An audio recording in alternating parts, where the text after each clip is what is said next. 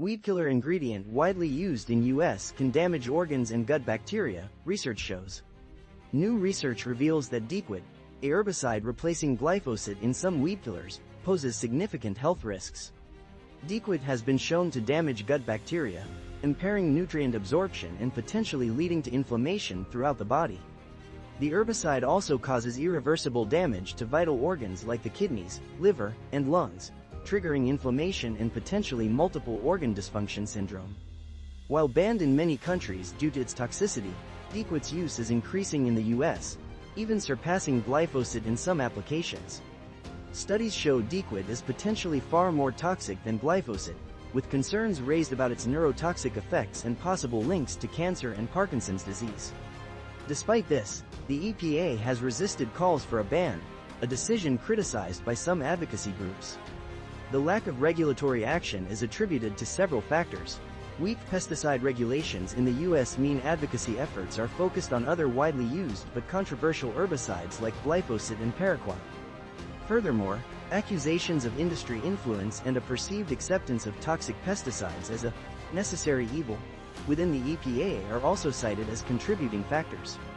This situation underscores a significant gap between U.S. pesticide regulations and those in other countries.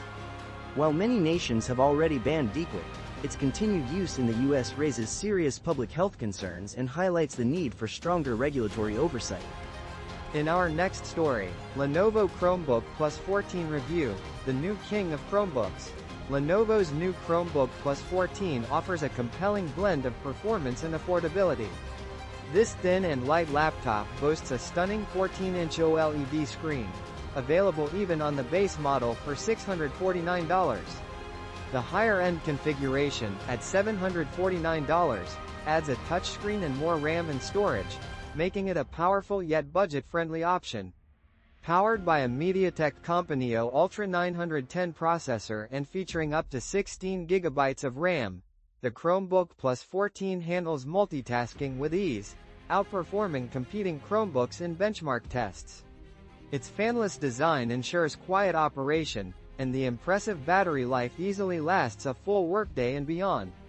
While the design is somewhat understated, the keyboard is excellent, and the overall build quality is solid.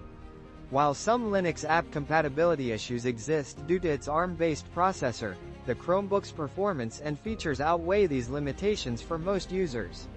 Minor drawbacks include a slightly greenish webcam tint and a loud trackpad click. Ultimately, the Lenovo Chromebook Plus 14 stands out as a top-tier Chromebook thanks to its exceptional screen, powerful performance, long battery life, and competitive pricing. It's a strong contender for anyone seeking a reliable and affordable laptop experience within the Chrome OS ecosystem. In our next story, Shots, Health News. A recent advisory committee meeting recommended that only thimerosal-free flu shots be used for children, pregnant women, and adults.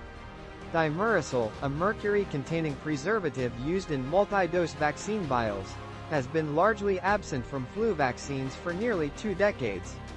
The recommendation, however, is controversial, with experts like Dr. Cody Meissner arguing that the risk from influenza far outweighs any non-existent risk from thimerosal, and that the committee is addressing a problem that doesn't exist.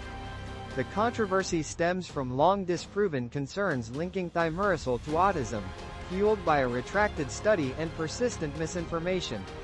Numerous studies have shown no link between thimerosal and autism or neurological problems. Despite its removal from most childhood vaccines in 2001, autism rates have continued to rise.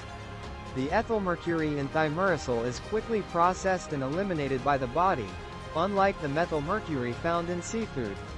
While most flu shots are already administered via single-dose syringes, eliminating thimerosal containing multi-dose vials could create logistical challenges for some health centers. Vaccine manufacturers, however, state that only a small percentage of their flu vaccine supply contains thimerosal and they are prepared to meet demand for single-dose options. The process of this recommendation, particularly the recent appointments to the advisory committee, is concerning to some experts. They worry that the decision prioritizes unfounded concerns over scientific evidence, potentially undermining public trust in vaccines and ultimately impacting vaccination rates. This raises concerns about future vaccine recommendations and the potential for decisions to be driven by politics rather than science. In our next story, best Amazon Prime Day deals under $25. I found 30+ discounts from Apple, Anker, Roku and more. Amazon's Prime Day sale runs from July 8th to 11th, but fantastic deals are already popping up ahead of the event. Shoppers can find significant discounts on a wide range of products, even those under $25. This presents a great opportunity to save money amidst rising living costs. Among the noteworthy deals are the Amazon Fire TV Stick 4K for $25, the INIU 10000 mAh power bank for $20, and a SanDisk 128GB Extreme Pro SD card for $22. In the home and kitchen category, options include a Dash Deluxe egg cooker for $25, a Roku Smart Home light strip for $15, and a Chefman electric kettle for $22. For outdoor enthusiasts, a Thermacell mosquito repellent is available for $25, along with a Cuisinart 13-piece tool set for $24 and a portable cooler for $15. Health and wellness deals include a 3-pack of resistance bands for $13 and an Amazon Basics yoga mat for $17. Best Buy and Walmart are also expected to offer compelling deals, so keeping an eye on multiple retailers is advised. CNET's deals team is diligently tracking the best offers across various platforms and will continue updating their coverage throughout Prime Day. In our next story, welfare U-turn makes spending decisions harder, Bridget Phillipson says. The UK government's recent U-turn on welfare reforms has complicated spending decisions, according to Education Secretary Bridget Phillipson. The government was forced to significantly scale back planned welfare cuts after a Labour MP rebellion, losing potential savings of £5 billion annually. This reversal now puts pressure on Chancellor Rachel Reeves as she prepares for the autumn budget.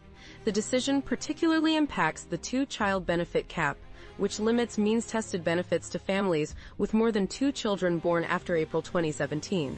While the government is exploring options to alleviate child poverty, Phillipson stopped short of committing to scrapping the cap, acknowledging that doing so would be costly. Approximately 1.6 million children live in households affected by this cap.